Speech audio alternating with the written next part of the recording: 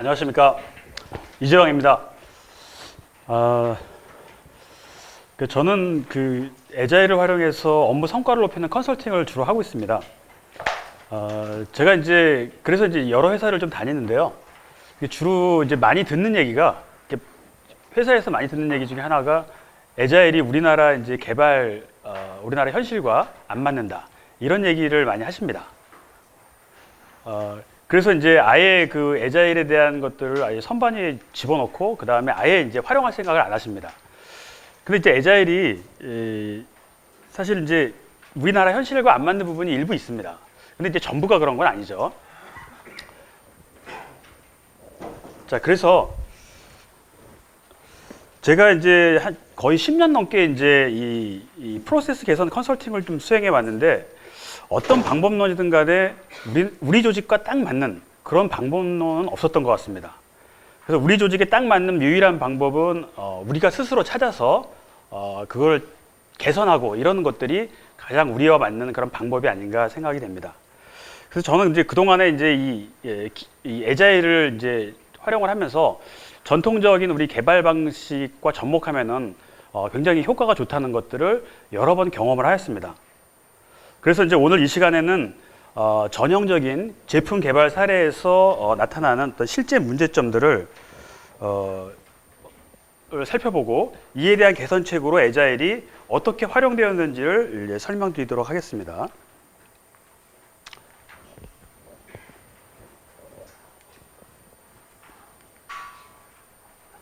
자, 먼저 제품 개발 패러다임의 좀 변화를 좀 살펴보도록 하겠습니다.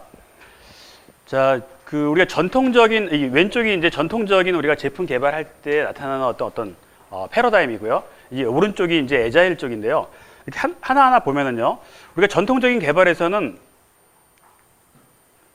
요구사항의 어떤 불명확성, 변경을 최소화하려는 방향으로 움직입니다. 그렇죠. 그래서 항상 요구사항에 대해서 좀 명확하게 하려고 그러고, 나중에 변경을 최소화하려는 방향으로 가는데, 최근에 이 에자일 환경으로 보면은 이 요구사항의 변화를 주기적으로 수용하는 거죠. 그러면서 고객의 경쟁력을 향상하는, 그러니까 변경을 최소화하는 게 아니라 변경을 적극적으로 반영해야지 사실 우리가 제품 개발에 성공하는 거죠. 이렇게 흘러가고 있고, 그 다음에 전통적인 방법에서는 우리가 초기 범위와 일정 비용을 준수하는 것이 주로 어떤 목표였다 그러면은, 최근의 환경을 보면은 비즈니스 변화에 따라 유연하게 조정하는 거죠. 그러니까 예를 들어서 일정이나 비용이 처음에 얼마 정했다 하더라도, 예를 들어서 지금 비즈니스 상황에서 일정이 좀 더 당겨져야 된다거나, 아니면 비용이 더 필요하다거나, 이렇게 된다 그러면은 우리가 새롭게 버지팅을 해서 예산을 늘리거나 일정을 조정하는, 때로는 또 범위도 또 새롭게 바꿀 수 있는 그런 어떤 유연하게 조정하는 이런 활동이 좀 필요합니다. 그 다음에 세 번째로는 우리가 전통적인 방법에서는 관리자가 뭔가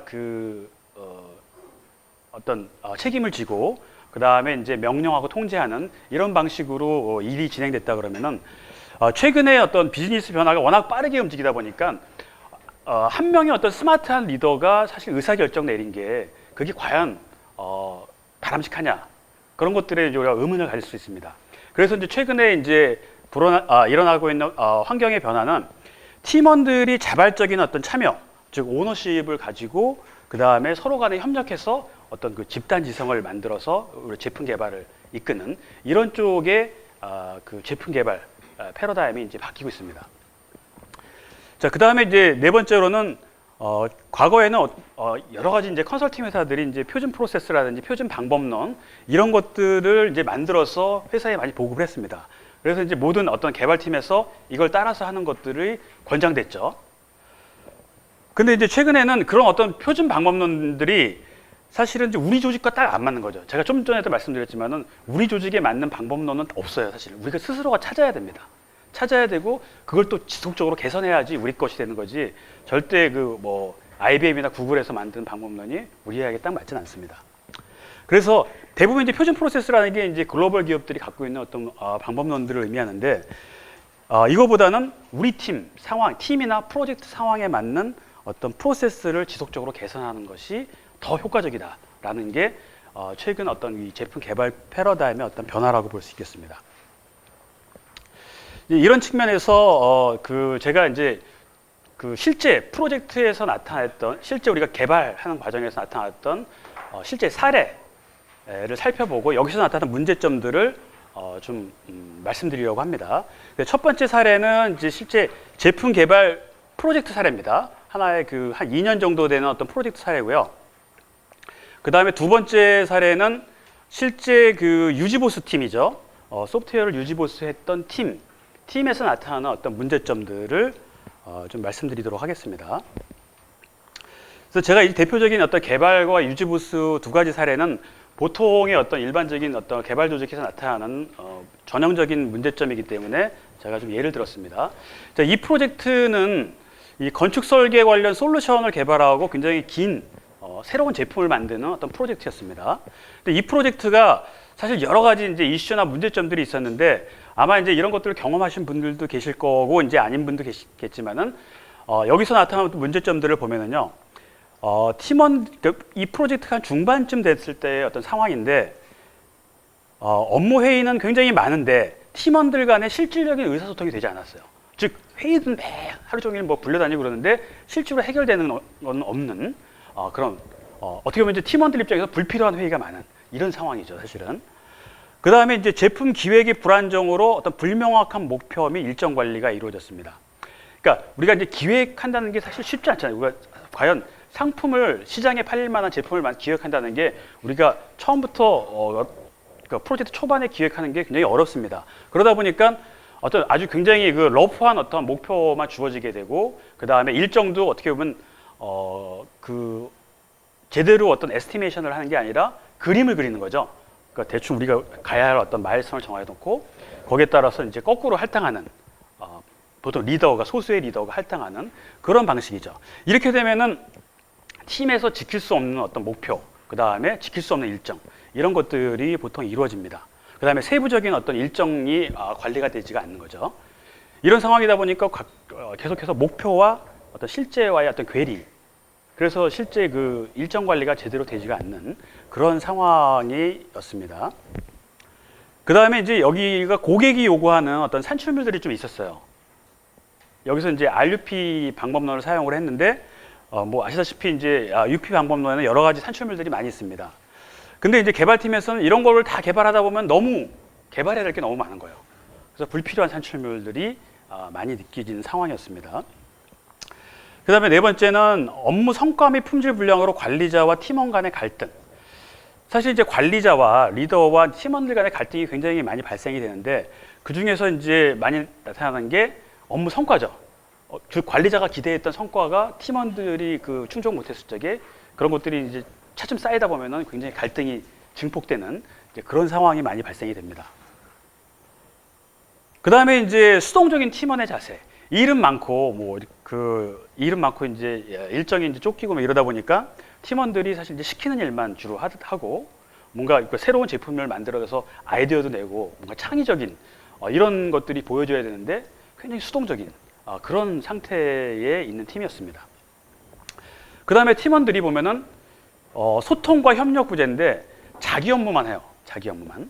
그 다른 팀, 그러니까 리더와 물론 팀원 간에는 업무에 대한 어떤 그런 할당이 필요하기 때문에 대화를 하지만은 팀원과 팀원끼리는 거의 무슨 일을 하는지 옆에 있는 사람이 바로 옆에 있는 사람이 뭐 하는지 잘 모를 정도로 자기 일에만 집중하는 그런 현상을 보입니다. 그러다 보니까 이제 협력이 이제 거의 부재한 거죠.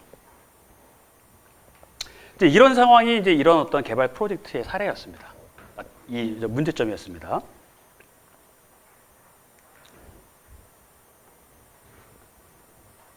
그 다음에 이제 두 번째 유지보수 쪽에서 나타났던 문제점인데요. 이 팀은 이제 UI 솔루션을 유지보수하고 일부 개발도 하는 보편적으로 많은 조직들이 가지고 있는 유지보수나 뭐 운영 쪽에 관련된 팀입니다. 그래서 이 팀에서의 이제 주요 이슈나 문제점들을 보면은 서비스 리퀘스트나 개별 업무 진행 상황 파악의 어려움. 자, 누가 어떤 서비스 리퀘스트를 하고 있는지는 알고 있어요. 근데 이 사람이 그 현재 어떤 일에 버틀렉이 걸려 있고 어떤 업무에 어려움이 있는지 얼마나 해결됐는지 이런 것들에 대해서는 리더나 관리자가 알 수가 없습니다. 그냥 이제 주간 단위로 업무 성과나 이런 것들 보고 하지만은 그것들이 실제 그 사람이 당면한 어떤 문제점을 실시간으로 알기는 어렵죠. 자, 그 다음에 이제 별도의 어떤 QA가 테스트 팀이 수행하는 통합 테스트 단계에서 결함이 자주 발생이 됐습니다. 그래서 개발팀에서 뭔가 우리가 이제 그 서비스 리퀘스트를 받아서 수정하거나 아니면 결함을 픽스하면은 거기서 나타날 걸 다시 QA 팀에서 테스트했을 적에 결함이 이제 자주 발생하는 그런 상황이었습니다. 그럼 다시 또 피드백 돼서 다시 개발팀에서 수정하는 그런 어떤 문제점이 좀 있었고요. 여기도 마찬가지로 팀원들 간의 소통 및 협력, 자기 업무만 하고 거의 팀과 팀원들 간에는 소통이 없었죠. 당연히 소통이 없으니까 협력도 안 일어나는 상황이죠. 그 다음에 팀원들의 낮은 사기. 사실 우리가 유지보수 팀에서 많이 나타나는 현상인데 사실 유지보수 팀이라는 게 잘해야 본전이잖아요, 사실은. 그러다 보니까 이제 사기도 좀 낮고 뭔가 내가 어떤 목표감 이런 것도 사실 좀 성취감이랄까 이런 것도 좀 부족한 그런 이슈가 좀 있었습니다. 그 다음에 이제 요구사항이 불명확한, 그러니까 요구사항이 아주 불명확한 어떤 그 서비스 요청에 대해서 그러니까 소규모 개발이죠. 뭐 한 달이나 두 달 정도 되는 그런 개발에 대해서 사실 방법론이 이제 부재한. 그래서 뭐 알아서 하는 거죠. 개발자가. 이런 어떤 게 이제 이 유지보수 팀에서 나타나는 주요 이슈 문제점이었습니다. 그래서 이런 문제점들을 가지고서 에자일을 적용한 에자일을 어떻게 적용했는지 그런 것들을 좀 말씀드리도록 하겠습니다. 지금 제가 말씀드린 사례에 대해서 어느 정도 공감이 되시나요? 혹시 개발이나 아마 오신 분들 중에서 많은 부분이 개발이나 유지보수를 하실 텐데 이런 문제 직면하고 계셨다 그러면은 에자일을 어떻게 활용하면은 도움이 되는지 이번 시간에 한번 알아가시면 좋을 것 같습니다. 자, 앞에서 나왔던 것들을 제가 좀 정리를 좀 해보겠습니다. 크게 이제 제가 8가지로 좀 정리를 했는데요. 사실 이제 프로젝트 일정 및 태스크 공수 추정의 신뢰성 부족, 그 다음에 업무 성과의 품질 불량으로 관리자와 팀원 간의 갈등 발생, 뭐 이런 것들이 이제 어떻게 보면 공통적이라고 보시면 되겠습니다. 우리가 공수 추정이나 이런 것들이 제대로 안 되다 보니까 사실 일정 자체가 우리가 불명확해지고 사실 실제 일정과 그 계획 일정 간의 차이가 굉장히 많이 발생이 되죠. 그래서 이런 것들을 하나하나 좀 보도록 하겠습니다. 자, 프로젝트 일정이나 공수 추정의 어떤 신뢰성 부족이죠. 자, 우리가 전형적인 우리가 일정 공수 추정 형태를 보면은 많은 조직에서 뭐 이렇게 유지보수나 개발이나 다 마찬가지인데 소수의 리더, 소수의 어떤 개발 시니어 엔지니어가 사실은 중심으로 돼서 단독 추정을 합니다. 대부분이. 그래서 각자 뭐 맨데이를 추정하든 주로 이제 맨데이를 추정을 하죠. 그렇게 해서 나름대로 이제 추정을 하는데 근데 문제는 뭐냐면은 이런 그 소수 리더가 하다 보니까 근데 사실 팀에는 이제 여러 잘하는 사람과 못하는 사람이 있는데 대부분의 어떤 리더는 좀 시니어급이에요. 그러니까 자기 공수로 사실 추정을 해요. 잘하는 사람을 추정을 하다 보니까 항상 우리가 일을 하다 보면은 실제 일하는 사람은 팀원이잖아요. 공수가 부족합니다. 그 다음에 개인 간의 편차가 굉장히 심해요. 특히 이제 우리 소프트웨어 같은 경우는 경험이 굉장히 중요하다 보니까 경험이 있는 사람과 없는 사람은 공수가 뭐 몇 배 차이가 날 정도로 굉장히 차이가 심합니다. 어떻게 보면 이제 단독 추정의 문제점이죠. 그 다음에 그나마 이제 이런 형태가 이제 그래도 그나마 이런 거는 공수를 추정이라도 하죠.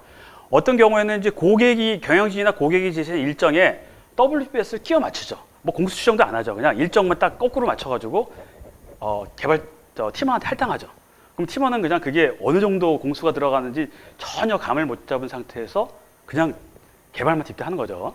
그러면 이제 뭐 밤새고 그래도 안 되면은 뭐 이제 깨지는 거죠. 이런 형태로 우리가 일을 합니다. 이제 그러다 보니까 이제 사실 우리가 그 여러 가지 이제 문제점들이 좀 있습니다. 특히 이제 우리가 이 태스크에 대한 것들이 사실 굉장히 불명확한 부분이 있는데 그런 어떤 리스크들을 고려한 어떤 일정 버퍼들이 이제 부족한 게 이제 어떤 문제점들이라고 볼 수가 있습니다. 자, 그래서 이런 것들은 이제 에자일적에서 어떻게 좀 해결을 하냐면은 일단 단독 추정하는 방법이 별로 이제 바람직하지 않게 봅니다. 그래서 이제 전문가 집단 추정 방식을 사용하는데 사실 이제 전문가 집단 추정 방식은 원래 사실 바람직한 소프트웨어 공학 프로세스였는데 사실 현실적인 방법이 적절하지 않았어요. 과거에도 이제 집단 추정이 좋은 거지만은 실질적으로 그럼 어떻게 해야 되느냐라는 게 굉장히 거추장스럽고 잘 안 됐습니다. 그런데 이제 에자일에서 이제 플래니포카라는 어떤 기법을 사용을 해가지고 우리가 평균 공수라는 걸 추정을 합니다. 이제 플래니포카라는 거는 이제 여러 사람이 같이 그 공수에 대해서 똑같은 그 태스크에 대해서 공수 추정을 해가지고 거기서 가장 잘하는 사람과 못하는 사람의 어떤 중간이죠. 그 평균 공수를 추정을 합니다. 그렇게 되면은 이제 예를 들어서 혼자 추정하는 것보다는 굉장히 그 신뢰성이 높아집니다. 제 경험에 의하면 거의 한 80% 가까이, 7, 80% 가까이 그 공수의 신뢰성이 높아집니다. 이렇게 해서 이제 이 일정에 대한 어떤 신뢰성을 가져갈 수가 있고요. 그 다음에 이제 이렇게 이제 공수를 추정을 해도 사실 알려지지 않은 리스크. 그러니까 우리가 이제 공수 추정할 때는 보통 이제 리스크에는 크게 이제 알려진 리스크와 안 알려진 unknown 리스크가 두 가지가 존재하는데 우리가 에스티메이션 할 적에는 알려진 리스크는 반영합니다. 왜냐하면 내 경험에 의해서 그 리스크를 무의식적으로 반영을 합니다. 하지만 안 알려진 리스크는 반영할 수가 없죠.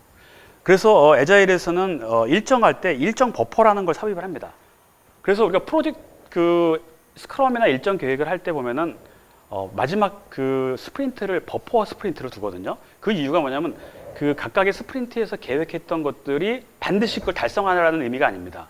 그건 어느 정도 추정치기 때문에 못할 수도 있겠다는 걸 가정하고서 뒤에 그거를 이제 각 스프린트에서 못한 것들을 커버할 수 있는 일정 버퍼를 이제 삽입을 합니다.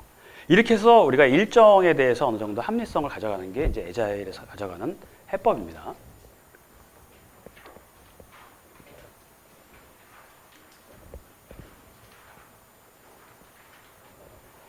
자, 두 번째를 보면은 이제 관리자와 어떤 팀원 간의 갈등인데요.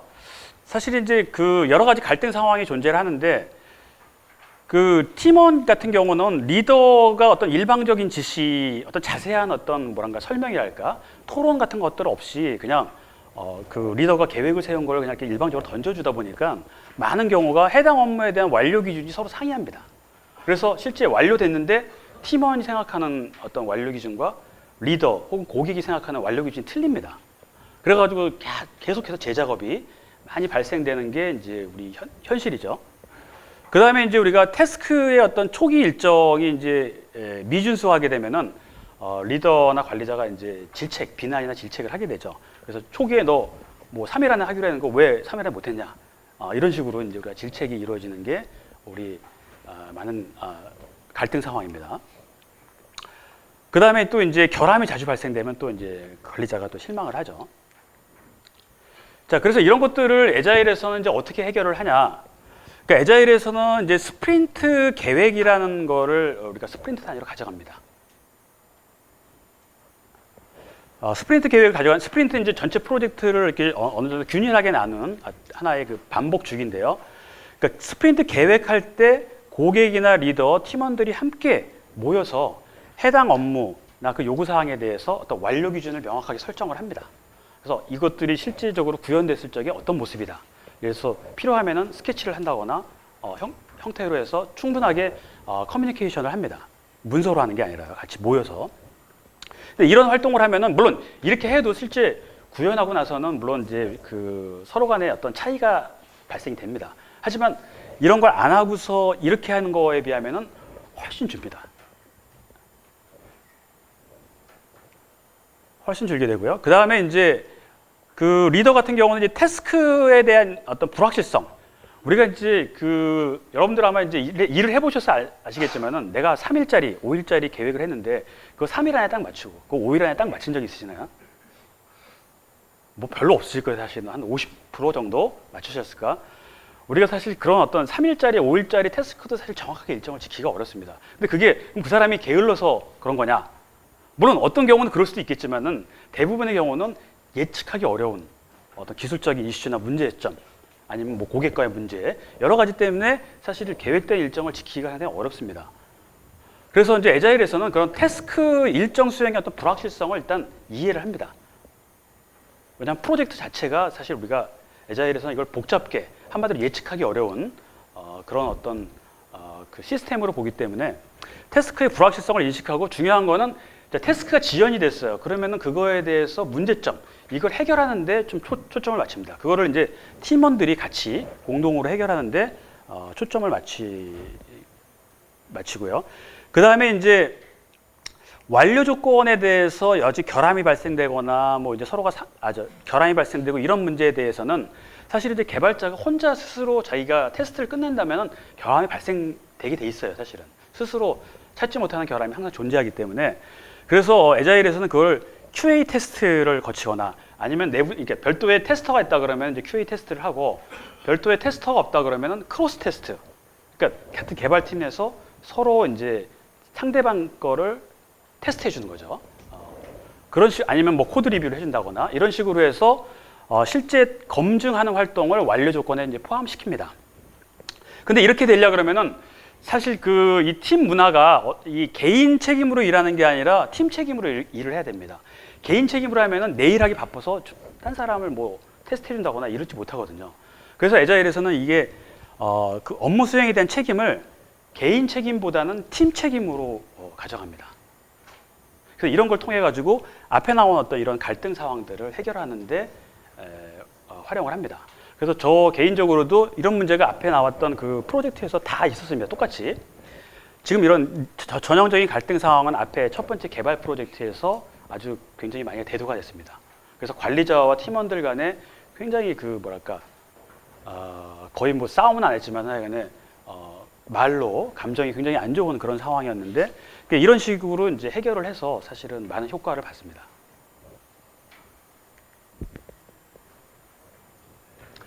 자, 그다음에 세 번째는 이제 수동적인 팀원들의 자세 및 낮은 사기입니다. 자, 우리가 그 사실 팀원들이 수동적이 된다는 거에 대해서 이제 많은 관리자들, 제 주변에 보면 이제 관리자나 이제 리더인 분들이 많은데 이런 얘기를 많이 하세요. 팀원들이 좀 적극적이지 않고 열정이 좀 부족하다. 이런 얘기를 많이 하시는데 사실은 그게 꼭 그 사람 팀원들의 책임이 아니에요. 본인들도 팀원일 때 그랬거든요, 사실은. 근데 그 이유를 가만히 보면은 대부분의 업무 할당이 리더의 어떤 일방적 지시로 이루어져요, 사실은. 할당이 되는 거죠. 그런 식으로 이루어지고 리더가 업무에 대해서 또 깊이 관여를 해요. 그래서 자율성이 부족해요. 어떻게 보면 이런 걸 우리가 이제 매크로 매니지먼트, 그다음에 마이크로 매니지먼트인데 마이크로 매니지먼트를 많이 하죠. 그 다음에 이제 업무 계획 시 팀원들이 참여가 부족합니다. 그러니까 리더, 소수의 리더가 계획하고 뭐 공수도 추정하고 할당하는 이런 형태로 일을 하다 보니까 팀원들 입장에서는 어차피 내가 주도적으로 관여를 하지 않으니까 사실 그 책임감도 없고 시키는 일만 할 수밖에 없습니다. 그 다음에 이제 업무 수행의 타당성 및 명확한 목표. 이런 것들이 이제 많은 경우가 이제 부재하게 되는데, 이걸 왜 개발하는지에 대해서 타당성.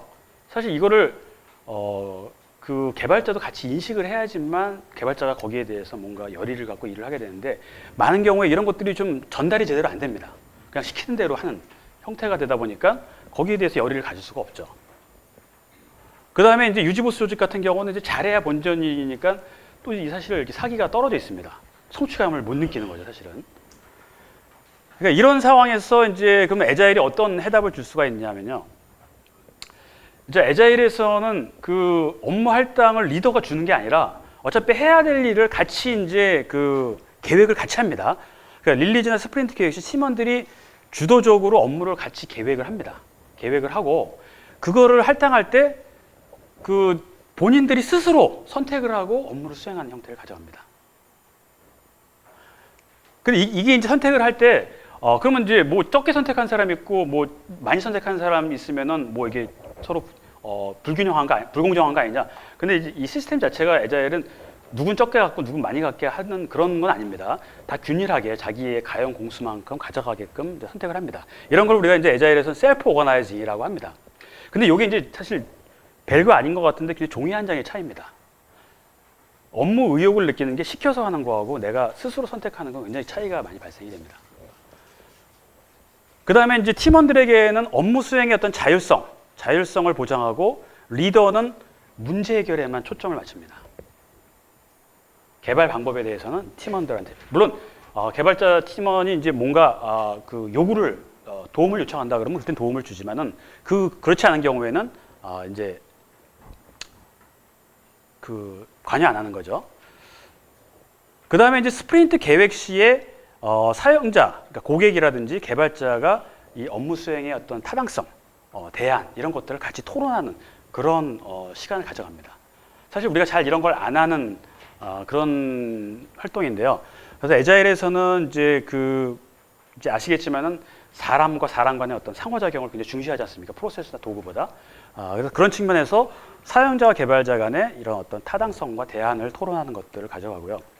그 다음에 이제 팀원과 함께 리더는 어떤 목표를 설정합니다. 그러니까 스프린트 목표를 설정하고 이에 대한 피드백. 그래서 우리가 목표를 설정하는 게 좀 중요합니다. 특히 이제 성취감을 느끼기 위해선 어떤 목표가 없으면은 사실 성취감을 느끼기가 어렵습니다. 유지보스 팀도 마찬가지인데 유지보스 팀도 어떤 목표를 주어지는 게 좋습니다. 유지보스 팀에서는 이제 우리가 스프린트라고 용어를 쓰기는 어렵지만은 보통 한 달에 한 번 정도 우리가 성과를 체크를 하는데 사실 그 성과가 그 팀원들이 구체적으로 자기가 느낄 수 있는 그런 어떤 지표가 되질 못합니다. 많은 경우. 그래서 실제 그 유지보스 팀에도 월 단위로 나름대로 결정한 지표를 설정하고 거기에 대한 어떤 피드백을 리더가 주게 되면은 그 유지보스 팀원들도 사실 어떻게 보면은 그 일에 대해서 나름대로 이렇게 만족감을 느끼면서 그 사기를 좀 부여받게 될 수가 있습니다. 그래서 제가 이제 앞에서 예를 들었던 그 유지보스 팀 같은 경우도 굉장히 처음에는 사기가 떨어져 있었어요, 사실은. 아까 말씀드린 그런 어떤 그 마인드죠. 잘해야 본전이고 그 다음에 어떤 그 내부적인 어떤 그런 공동체 의식도 좀 약하고 이런 상황이었는데 우리가 이제 월 단위로 팀원들과 같이 목표를 정하고 거기에 따라서 그 사용자들과 서로 대화를 하고 우리가 피드백을 하게 리뷰죠, 리뷰. 그 우리가 이제 오퍼레이션 리뷰라고 하는데 오퍼레이션 리뷰 같은 걸 하면서 그 구성원들이 점점 사기가 높아지는 거를 제가 이제 목격한 적이 있습니다. 그 다음에 이제 그 낮은 사기를 높이기 위해서 주기적인 1대1 팀원 코칭을 권장을 합니다. 그래서 1대1 팀원이라는 게 1대1로 미팅을 통해서 팀원들의 어떤 애로사항을 듣고 뭔가 조언을 해주는 이런 것들을 우리가 이제 코칭이라고 합니다. 이런 것들을 에자일에서는 권장을 합니다.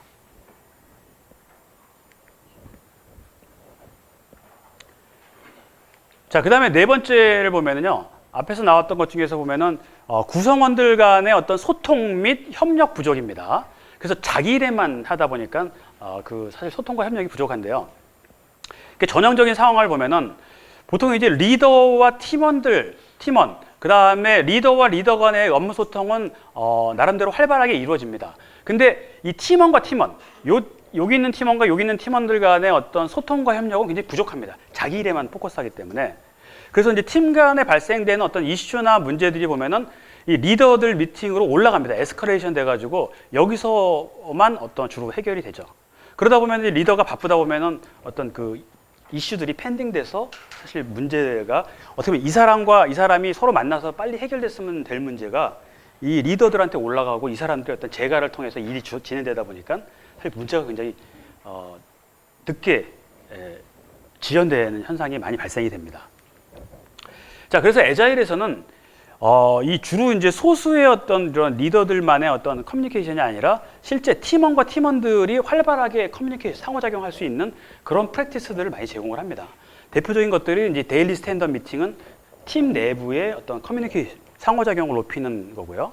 그다음에 스프린트 리뷰는 사용자와 개발팀, 그다음에 회고는 개발팀 내에 있는 어떤 상호작용을 높이는 거죠. 오픈 스페이스 미팅 같은 경우는 이 전체 팀 구성원들이 간의 어떤 상호작용을 높이는 그런 미팅들입니다. 그래서 이런 사람들 간의 어떤 소통과 협력을 제고해서 꼭 이런 리더들 간의 어떤 그 거치지 않고서도 일이 바로 해결될 수 있게끔 하는 것들이 진행이 됩니다.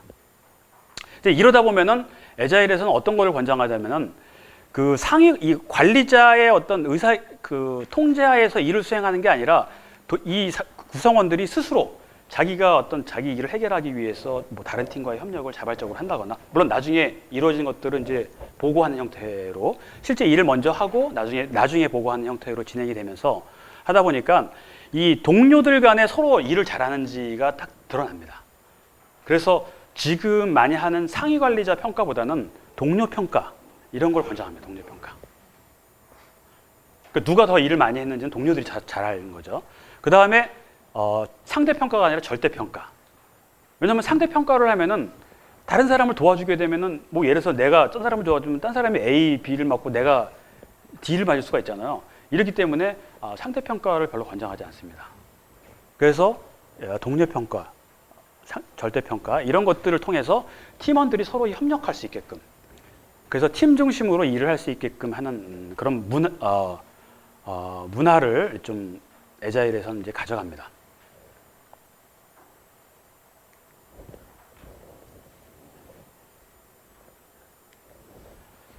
자, 그다음 다섯 번째는 이제 요구사항의 불확실성과 잦은 변경입니다. 사실 요구사항의 이제 불확실성은 뭐 항상 우리가 이 IT 프로젝트에서 나타나는 문제점들인데, 사실 이거는 뭐 사실 고정 그 변수가 아니라 상수예요. 지금의 우리가 이제 소프트웨어 개발하는 환경에서는 요구사항이 항상 불확실하지, 그게 명확한 경우는 사실 뭐 아파트 짓는 그런 건설 프로젝트밖에 없습니다. 그래서 전형적인 상황을 보면은 이 고객 요구사항이 초기에 어떤 계략적으로 이제 도출되면서 제품 구현에 자주 변경돼요. 그래서 이런 거는 뭐 대부분의 예외 없이 프로젝트들이 이런 현상이 나타납니다. 근데 이렇게 하다 보면은 우리 전통적인 우리가 그 방법론에서는 이 초기에 어떤 베이스라인을 설정하고 거기에 따라서 변경 통제를 해야 되는데 이걸 할 수가 없어요. 그러니까 베이스라인을 초기에 설정할 수가 없습니다. 왜냐 요구사항 자체가 명확하지 않기 때문에. 그래서 지금 이 요구사항이 불명확한 이런 프로젝트들은 사실 애자일은 뭐 선택이 아니라 거의 필수로 적용해야 될 수밖에 없는 그런 상황입니다. 그래서 애자일에서는 어떻게 가져가냐면은 일단 애자일에서는 이제 그 일정과 비용을 어느 정도 고정시킵니다. 무한정 우리가 일정 비용은 늘릴 수가 없기 때문에 프로젝트에서 일정과 비용을 고정시키고 그 안에서 변경을 수용하면서 우선순위가 높은 기능 중심으로 개발하는 전략을 가져갑니다. 어떻게 보면 이게 가장 합리적이고 최선의 방법입니다. 그래서 이 스프린트 단위로 요구 변경을 통제하는 거죠. 요구 변경을 우리가 안 받아주는 게 아니라, 그리고 아무 때고 뭐 이렇게 받아주는 게 아니라 일단 스프린트가 시작하는 시점에 받아서 그 기존의 요구사항과 새롭게 추가된 요구사항들 간에 이걸 다 제한된 일정과 비용 내에서 할 수는 없잖아요. 그죠? 그러니까 이것들을 여기서 이제 우선순위화 시키는 거죠. 그래서 우선순위가 다음 스프린트에서 할 수 있는 것만 우선순위가 높은 것들을 가져와서 개발하는 형태를 가져갑니다. 자, 그래서 요구사항 자체가 불명확하다 보니까 초기에 완벽한 계획을 세우기보다는 그 사용자 스토리, 그러니까 이게 계략적인 상위 수준이라고 보시면 됩니다.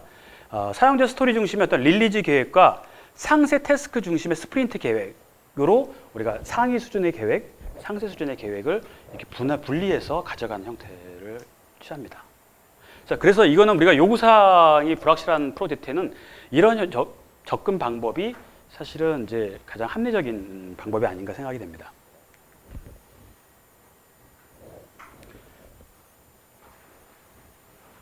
자, 그 다음에 여섯 번째는 이제 개발 산출물 및 업무 회의 과다입니다.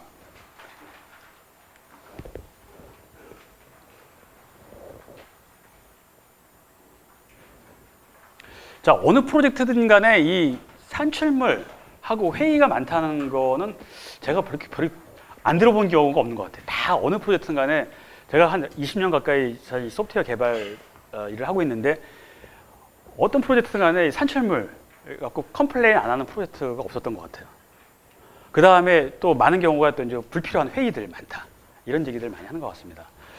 그래서 이게 보면은 그 상황을 좀 보면은 이제 고객사라든지 아니면 혹은 내부의 어떤 표준 프로세스에 따라서 개발 산출물을 과다하게 요청을 합니다. 이제 그러다 보니까 고객이나 개발팀에게 의미가 없는 산출물들이 발생이 돼요. 이게 어떤 정형화된 프로세스를 이제 준수를 하다 보니까 자꾸 이런 현상이 발생이 되는데, 그리고 또 이제 수시로 발생되는 각종 업무 회의들이 이렇게 많아요. 회의들이. 그래서 보통 이제 어느 정도 리더급들은 거의 하루 종일 일하다 회의만 하다가 저녁 때 돼야지만 이제 그때부터 일하는 거죠. 그래서 밤에나 이제 일을 하는 형태가 많은 프로젝트에서 갖는 어떤 현실들입니다. 자, 그래서 이런 문제가 애자일에 대해서는 그럼 이걸 어떻게 해결할 수가 있냐면요. 자, 그러니까 애자일에서는 이제 우리가 애자일 그 개발 선언문에 보면은 우리 산출물보다는 워킹 소프트웨어에 더 가치를 준다 그랬죠. 그래서 애자일에서는 그렇다고 이제 산출물 자체를 아예 안 만드는 게 아니라 가치가 있는 산출물들만 정의합니다. 그래서 어떻게 보면 이제 가치가 있다는 의미는 고객에게 가치가 있어야죠. 고객에게 정말 필요로 하는 산출물이 뭐냐? 고객에게 꼭 필요한 산출물은 뭐냐면은 사실 이 프로덕트죠. 프로덕트가 반드시 있어야 되는 프로덕트고, 그 다음에 필요로 하는 게 그 프로덕트를 유지보수하기 위한 뭐 매뉴얼이라든지 유지보수에 필요한 어떤 산출물이 되겠죠. 그러니까 이런 걸 중심으로 하고 그 나머지는 최소화하는 게 이제 애자일에서 가져가는 철학입니다. 그렇다고 필요 없는 것들을 뭐 안 만들라는 건 아닙니다. 그래서 그건 이제 뭐 고객과 개발팀에서 같이 협의를 통해서 우리가 꼭 필요한 산출물들, 그리고 처음에 산출물을 정의했다 하더라도 하는 중간에 얼마든지 그거를 뭐 개선해 나가는 그런 것들을 이제 권장을 하죠. 그 다음에 이제 스프린트 회고를 통해서 불필요한 산출물과 회의를 지속적으로 제거합니다. 그래서 아까 말씀드린 대로 산출물을 정의했다 하더라도 이 스프린트 회고라는 활동을 통해 가지고 우리가 지금 어떤 것들이 좀 불필요하냐, 어떤 것들이 좀 개선해야 되느냐, 이런 것들을 계속해서 물어보고 그것을 제거하는 활동들을 해나갑니다. 그래서 이제 불필요한 회의도 여기서 이제 많은 경우 제거됩니다. 그래서 앞에 처음에 제가 예를 들었던 그 프로젝트에서도 불필요한 회의들이 굉장히 많았어요. 팀원들이 굉장히 컴플레인을 하고 많이 그랬는데, 이런 것들을 지금 제가 말씀드린 이 애자일 해법을 적용을 해가지고 사실은 많은 부분 굉장히 효율적으로 바꿨습니다. 그래서 불필요한 회의는 싹 거의 줄어들고 정말 필요한 회의. 우리가 사실 회의가 많다는 얘기는 정말 필요한 회의 갖고서 컴플레인하지 않습니다. 그러니까 내가 굳이 안 가도 되는 회의를 나를 부르니까 내가 불필요하다고 느끼는 거거든요. 그래서 그런 회의들을 많이 이제 제거를 했고요. 그 다음에 또 이제 회의 방식을 이건 꼭 이제 뭐 애자일이라고 얘기하는 건 아니지만은 회의 방식을 바꿨어요. 아침에 이제 애자일에서는 데일리 스탠드업 미팅이라는 걸 하는데, 이때 목적이 뭐냐면 아침 회의할 건 그때 빨리 해라 이거죠. 그때 빨리 1시간 내에 다 필요한 회의들 다 끝내고 그 다음에는 이제 업무 몰입하는 거죠. 중간에 막 업무 회의를 소집하거나 이런 것들을 별로 권장하지 않습니다. 그래서 회의 시간과 실제 업무 시간을 구분해야 되는 거죠. 그래서 제가 아까 사례에 들었던 그 프로젝트에서 그 관리자를 처음에 봤을 적에는 이 구분이 없었어요. 업무 시간과 회의. 무슨 이슈 같은 지금 즉석에서 파트 리더들을 불러가지고 회의를 막 하고 그러는데, 그러니 그게 어떻게 보면 이제 해결책이 나오는 게 아니라 어떻게 보면 그 리더의 궁금증을 해결하는 회의가 막 발생이 되는 거죠. 그러니까 이렇게 해서 굉장히 많은 어떤 불필요한 비효율적인 회의가 많았는데, 이런 것들이 이제 이런 회고를 통해서 많은 경우가 줄었고요. 그 다음에 이제 회의 방식을 바꿨어요. 그래서 푸시 방식에서 풀 방식이죠. 이 푸시 방식에서 풀 방식이라는 건 이제 푸시 방식은 이제 어떻게 하면 회의가 있으면은 누구누구 지정해서 다 참석하게끔 이제 날리는 거죠. 그러면 이제 예를 들어서 그 중에서는 내가 굳이 필요도 없는데 여기 참석하는 그런 사람들이 발생이 되고, 그러면 이제 회의가 하루에 참석할 게 엄청 많은 거죠. 근데 이제 풀 방식이라는 건 뭐냐면은 어떤 회의가 있다는 것들을 공지를 하고, 그 다음에 그 회의에 자기가 관련되어 있는 사람은 스스로 자기가 알아서 참석하는, 그러니까 참석에 대해서 자율성을 주는 거죠. 이렇게 되면은 불필요한 회의가 상당 부분 없어집니다.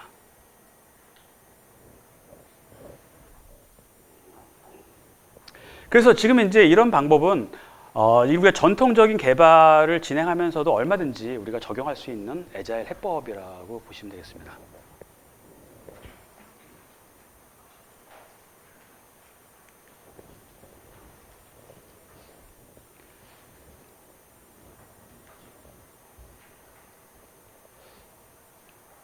그 다음에 7번째는 이제 고객 및 사용자의 참여 부족인데요.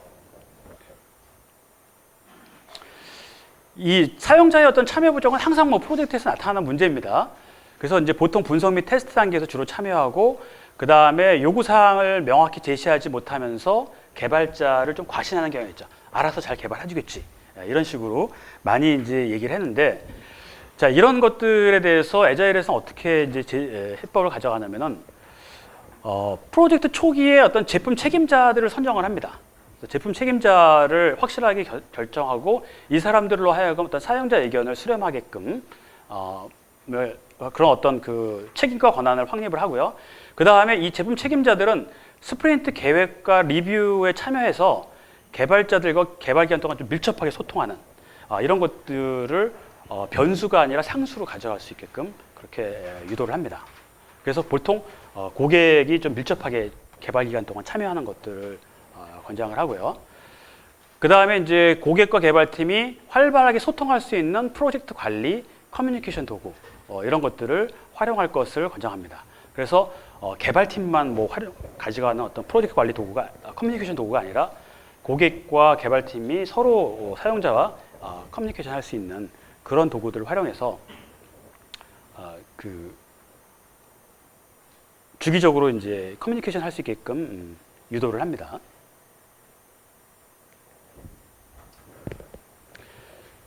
그 다음에 8번째는 이제 진척 상황의 이제 불투명성입니다. 자, 전형적인 상황을 보면은 보통 이제 우리가 일 단위로 물론 체크하는 경우도 있지만은 주간 단위로 보통 이제 팀원들의 업무 진행 상황을 이제 점검하고 팀원들이 현재 어떤 업무 점검하고 있는데 현재 그 팀원들이 현재 어떤 업무를 하고 어려움이 있고 어떤 도움이 필요한지 이런 걸 이렇게 실시간으로 우리가 파악하기는 어렵습니다. 뭐 물론 이제 물어보면은 되지만은 그것도 뭐 한두 번이지 뭐 매번 물어볼 수 없잖아요. 물어보면 또 간섭이 되기 때문에 그래서 이런 어떤 그 업무 진행 상황을 실시간으로 파악할 방법이 사실 현실적으로 좀 없습니다. 물론 툴에서 파악하긴 하지만은 툴에서 뭐 항상 툴을 이렇게 들여다볼 수 있는 것도 아니고요. 그래서 툴이라는 게 사실 한계가 있습니다. 전체적으로 어떤 뭐 집적해서 데이터를 저장하고 관리하기는 좋지만은 한눈에 파악하기에는 좀 한계가 있습니다. 그래서 이제 애자일에서는 이거를 우리가 그 비주얼 태스크 보드라고 해서 그 보이는 관리죠. 이 비주얼 매니지먼트라는 걸 가져가는데 이런 식으로 이제 우리가 업무 진행 상황, 팀에서 이루어지고 있는 업무 진행 상황을 관리합니다. 이렇게 하게 되면은 그 실제 팀에서 여기 각각의 이제 담당자들이 정해져 있기 때문에 누가 뭐 하는지를 한눈에 파악할 수가 있죠. 그리고 여기가 어떻게 보면은 이제 그 일하는 현장이에요. 우리 특히 이제 이 소프트웨어 개발은 안 보이잖아요, 사실은. 실제 구현돼서 뭔가 나오기 전까지는 실제 그 중간 과정이 잘 안 보이다 보니까 이런 식으로 우리가 이런 포스트잇이나 이런 것들 활용을 해서 이런 태스크 보드를 만들게 되면은 보이는 관리를 합니다. 그러니까 보이는 관리를 하게 되면 어떤 우리가 미처 찾지 못했던 이슈라든지 어떤 리스크라든지 이런 것들을 찾아내기가 더 쉽고요. 그리고 또 그걸 빠르게 해결합니다. 예를 들어 이런데 뭐 이슈나 리스크가 남아 있다. 그러면 그런 것들을 빨리 해결하기 위해서 모든 팀원들이 집중을 해서 보게 되는 거죠. 그래서 제가 이제 여러 이 프로젝트의 이런 어떤 그 상황판이죠. 이 비주얼 태스크보드를 적용을 했는데 이걸 이제 적용한 팀이 있었고 이제 적용하지 않은 팀들이 있었어요. 그래서 똑같이 다 애자일을 적용했어도 이걸 적용한 팀은 굉장히 뭐랄까 그 사람들이 좀 생동감 있고 좀 액티브하게 움직이는 반면에 저걸 적용하지 않고서 그냥 툴에서만 관리하고 그냥 말로 이제 스탠더드 미팅하고 그러면은 조금 액티브하지가 않고 이 데일리 스탠더드 미팅도 조금 형식적으로 흘러가게 되는 경향이 있습니다. 왜냐하면 데일리 스탠더드 미팅 할 때 말로 하다 보면은 이렇게 이제 이런 비주얼 보드가 있으면은 누가 뭐 하는지가 다 보기 때문에 누가 어떤 얘기를 하면은 바로 이제 저 친구가 무슨 얘기를 하고 있구나, 내가 도와줄 수 있는 게 어떤 거구나, 이런 것들을 이제 바로 캐치할 수가 있는데 그냥 말로 하게 되면은 사실 그걸 파악하기가 좀 쉽지가 않습니다. 그래서 이런 것들을 활용을 하게 되면은 이거는 사실은 꼭 이제 아까 말한 대로 꼭 우리가 애자일 방법론을 활용하지 않더라도 기존의 어떤 전통적 개발을 하더라도 얼마든지 이런 방식들은 활용할 수가 있습니다. 또 실제 다른 조직에서도 활용을 하고 있고요.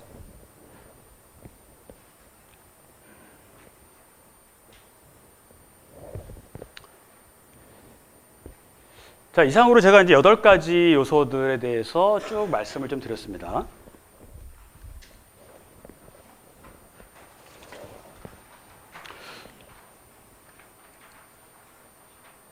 그래서 다시 정리를 하면은요.